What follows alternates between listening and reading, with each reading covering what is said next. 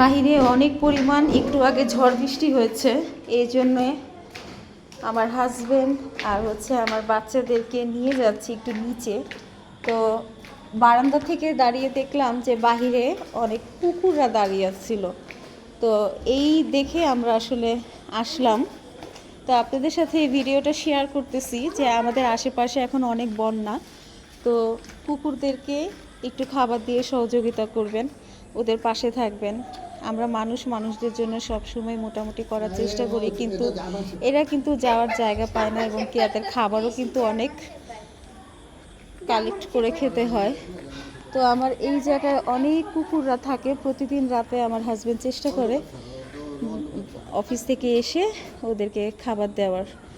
তো পাউরুটি এই যে নিয়ে আসে ওদের জন্যে আসার সময় দোকান থেকে, আর যাওয়ার সময় বাসা থেকে আমাদের নাস্তার থেকে এই একটু পাউরুটি নিয়ে যায়, কারণ রাস্তায় ওকে কুকুররা খুবই পছন্দ করে। আলহামদুলিল্লাহ, মাশাল্লাহ, আমার হাজব্যান্ড ওদেরকে খাবার দেয়।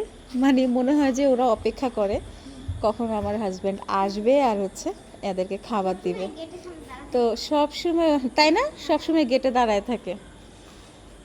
তো আমরা একটু ওদেরকে সহযোগিতা করি। আমার এখানে কিন্তু পানি উঠে নাই, হ্যাঁ, পানি উঠে নাই, কিন্তু এমন জায়গা আছে যেখানে বন্যা হচ্ছে। তো এখানে কুকুর বিড়ালরা রাস্তায় থাকে।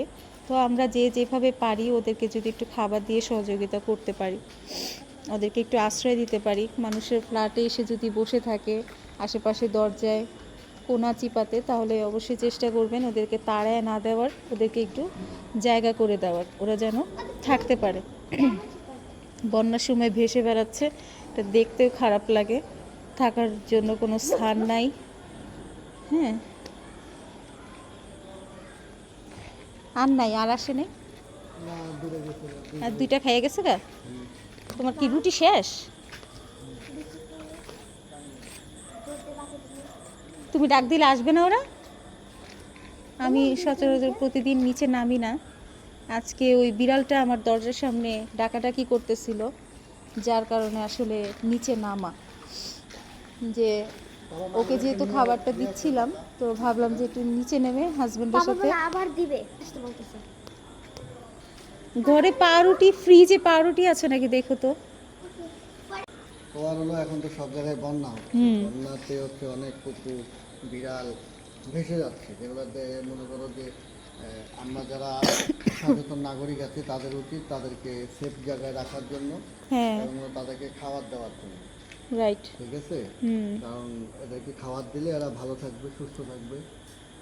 অন্তত একটু স্থান দেওয়ার বা দুই বেলা খাবার দেওয়ার, বা যেভাবে পারে, যার যতটুকু সামর্থ্য, ঘরে ভাত থাকুক মাছ থাকুক যেটা দিয়েই হোক, আমরা বাহিরে ফেলে না দিয়ে ওদেরকে একটু দেই, তাই না?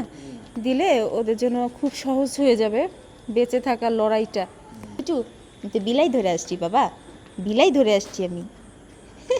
কি কি দেখো তাকায়, আর নাই, ওই যে আনতেছে এখন, ওই যাবে দোকানে, ও দোকানে ওই যাচ্ছে ওই যে দোকানে পাউরুটি নিয়ে আসার জন্য, ওদেরকে দেওয়ার জন্য। পেট ভরে নাই, কুকুরটার পেট ভরে নাই, এখনো হাতের দিকে তাকিয়ে আছে। আমার হাজব্যান্ড আবার দোকানে গেছে ওদেরকে খাবার দেওয়ার জন্য। তো আজকের ভিডিওটা এই পর্যন্তই, সবাই একটু শেয়ার করে দিবেন, আর ভুলসুটি হয়ে থাকলে ক্ষমা দৃষ্টিতে দেখবেন। চেষ্টা করেছি, আমি আমার থেকে চেষ্টা করছি ওদেরকে অল্প কিছু খাবার দিয়ে হলেও এদেরকে ভালো রাখার। আমরা সবাই সবার জন্যে পাশে দাঁড়াই, সবাই সবাইকে ভালো রাখার চেষ্টা করি।